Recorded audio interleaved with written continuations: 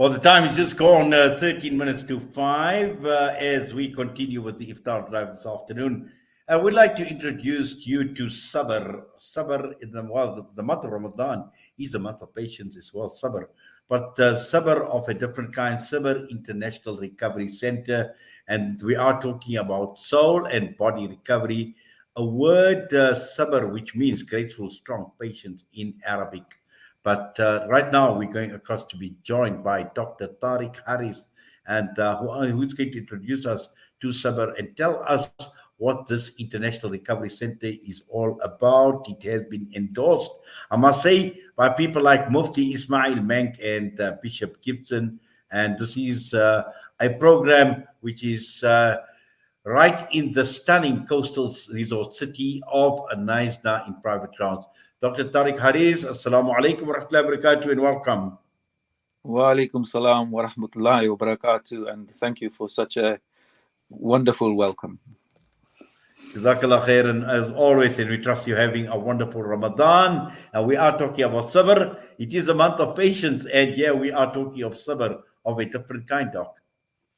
Yes, indeed we are, and it was with the very idea of sabr in mind that we decided to name the program Sabr, because Sabr encapsulates, as you've described, so many virtuous qualities, and we think of it, we tend to think of it in our daily interactions as just simply being patient, but the Arabic word encompasses such a number of other virtues, which include things like fortitude, character, resilience, looking forward and looking past the moment. And essentially, that is what Allah invites us to do. Look past your moment, especially in this month. One has to grow by restriction. You look past your moment, you look past your hunger, your anger, your desires, and then you gain from doing that. And inshallah, with Allah's help, this is exactly the kind of philosophy that we're trying to create and foster with our program. Yes. Now, what is encouraging to note, and we know that Islam has got an answer to all our problems. And looking at this program, looking at this support, this nurturing environment that you speak of, rooted in Islamic values, rooted in Islamic teachings. And this is extremely, extremely important and encouraging that, whatever you're trying to achieve through this program, through this project, all of it has got Islam as a basis, both in terms of teachings and a value system, Doc.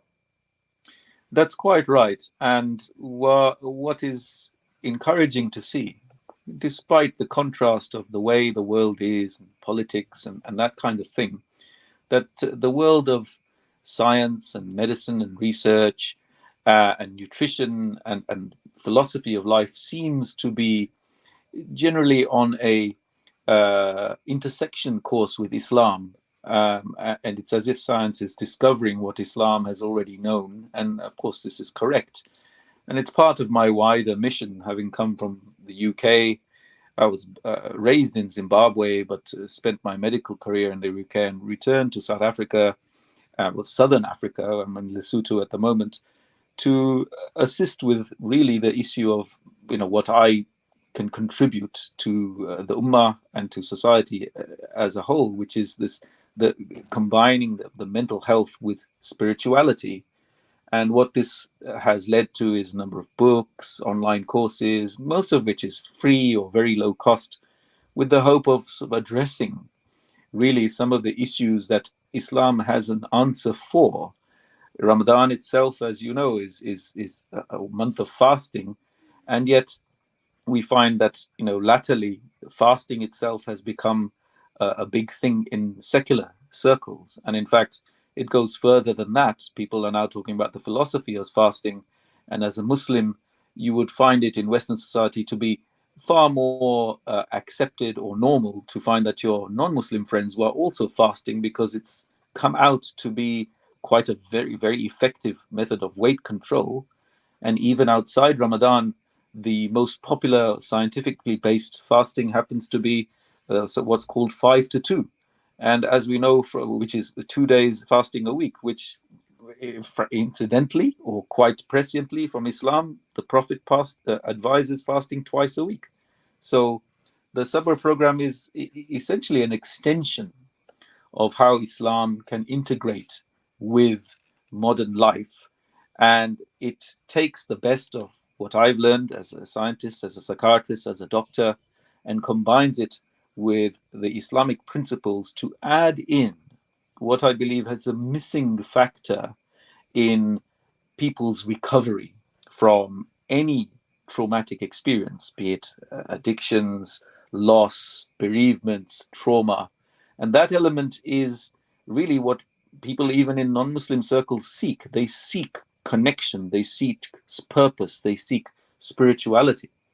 So the Sabr program is designed to really take the scientific principles of recovery and from hard research, from where I used to be based in Oxford University, where we discovered some tenets which have come into play even in non-Muslim psychiatric units. One very key piece of research from 2016 was that in recovering from psychiatric incidences, be they trauma, addiction, as I said, these factors would help, namely going to a region outside of one's normal residence, being surrounded by greenery and coastline, natural surroundings, having a cultural or environmental backdrop which is in sync with one's own outlook, and maintaining things like family connections, and one which, rather unusually for a recovery or addiction center, supports individual autonomy, doesn't restrict them, and does not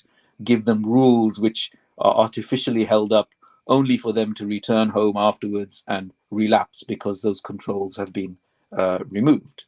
So we've taken a lot of time to bring this program here. And like most of the other things that I do, it's based on what's called a cross-subsidized model. We will be hopefully, it's a commercial enterprise, but with a definite social entrepreneurship end, meaning we'll get clients from all around the world, be they UK, Canada, Dubai, which we've had. But the revenue model allows us at almost a one-to-one basis to then use that money to pay for people who could not otherwise afford such access. That principle applies to all of my books, my online courses, and now to Sabr Online. So inshallah, as we grow, when we're launching in May, we're inviting families, we're inviting people, carers, we're inviting professionals to tell us about the issues that they've been facing, apply if they want a place, and we'll be trying to take people on with this very simple formula, if you like, but one which I have not seen rolled out in South Africa so far, and I don't blame anyone for that. I think it's difficult to get the right expertise. I myself was a psychiatrist with a very nice salary and very nice lifestyle in the UK, but having heard the call of the Ummah, and from my old friend who I grew up with in Zimbabwe, who's become a mufti now, it became incumbent upon me to try to do work that would help more than just those who could afford it. So inshallah, we are here in Neisner, and we'll see how it goes. Everything is up to Allah, but we're inviting people to come and join us, to learn more about us, and to apply if they think it might help them. Well, this is clear, and I'm just looking at your website, Dr. Tariq, and the statement holds to be so true where you speak about the Islamic approach combined with sciences, which is priceless. And also at the same time, looking at the location, looking at the area, luxurious, safe, secure, wonderful, wonderful scenery all around the ocean, all of that. And this, again, comes to the promise. And this appears on your website where you say, our promise, give us 1 month, get your whole life back in return. And there are just so many people that are undergoing a lot of these problems, whether we are talking about their mental well-being, whether we're talking about addictions, trauma, stress.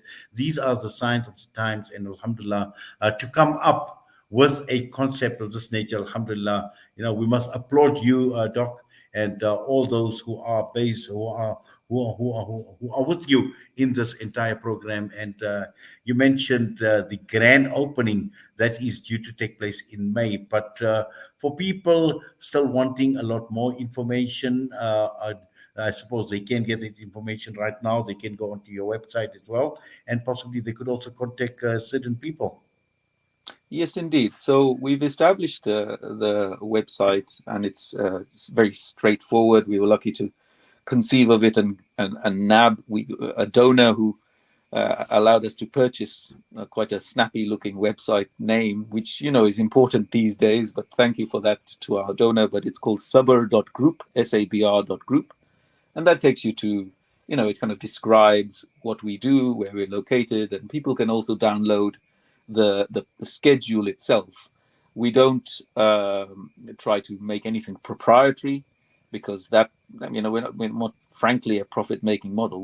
We're a self-sustaining model, which we will grow, but we're not trying to be custodians of anything secret, because that would be almost it would be frankly haram to take good knowledge and hide it away from the world. So you can download a 30-day program step by step.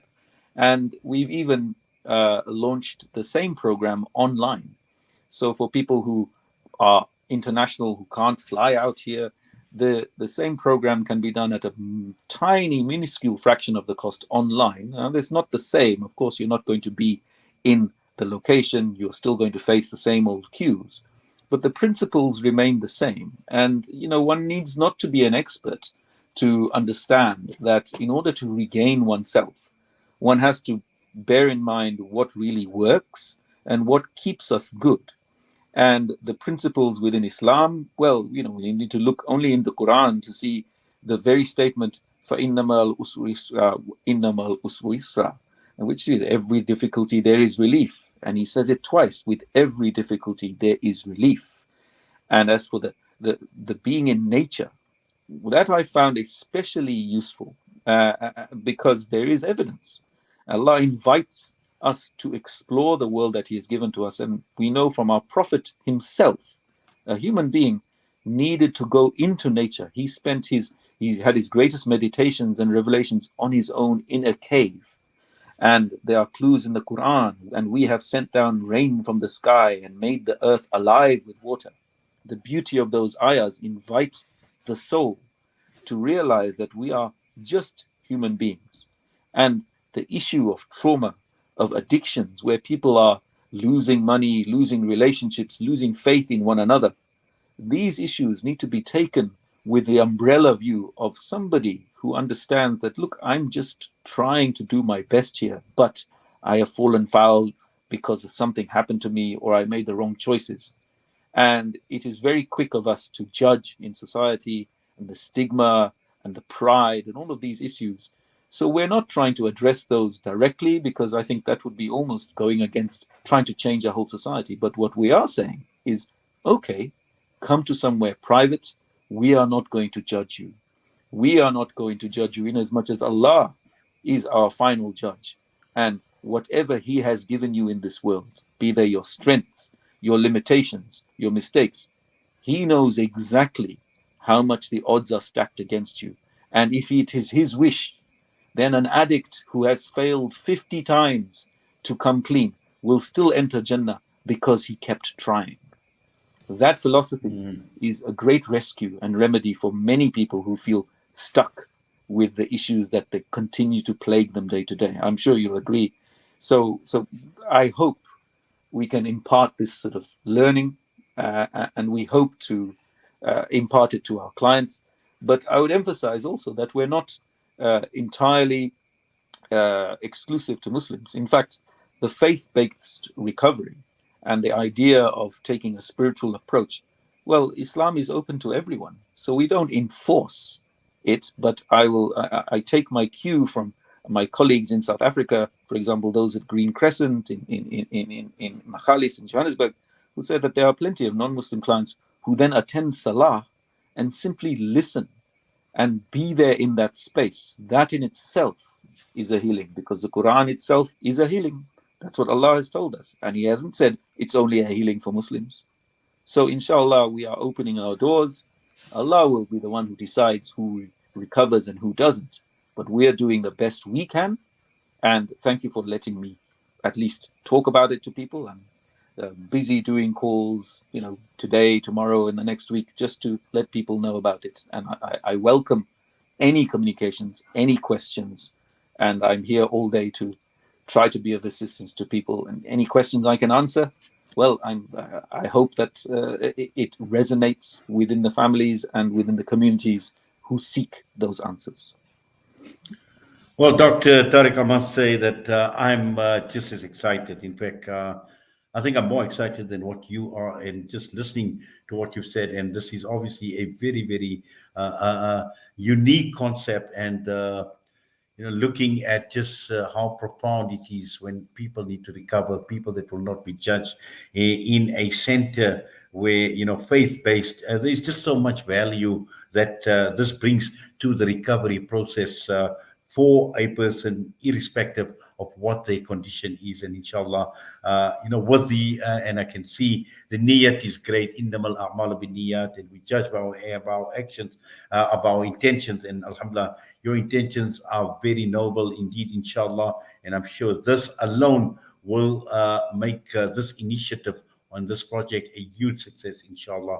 So certainly we will do a follow up, and just to see how the situation, or what transpires with the grand opening, and thereafter as well, possibly one or two follow up interviews, just to get a feel for how it all turns out at the end of the day. But for now, Dr. Tariq Harith, Jazakallah for your time. We do appreciate it.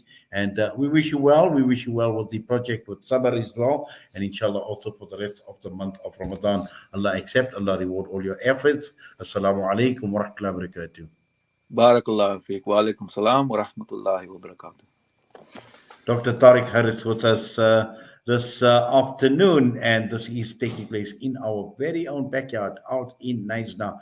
So it's something you need to look forward to, www.sabr.group, which is the website, and the grand opening will be taking place in May, and this is out in Naisna, and there are specialists in various fields, in addictions, in mental health skills, in performance psychology, trauma, stress, spiritual, physical, mental, and also private consultations. So, yes, much needed in this country as we speak. The time is just gone. 5 minutes past five. We're going to go for a break. We come back. We'll be joined by Ashraf Patel taking a look at Brazilian President Lula going across to China. What does that mean? We still have got our humanitarian segment coming up at around 5:30, and this is about building a burger or a boerewors to raise funds, and right towards the end of the broadcast at around 5:45, just before we head into iftar in Johannesburg, we will have our nasiha and the dua that will lead us to the adhan that will bring an end to day 21 of this day of Ramadan, inshallah.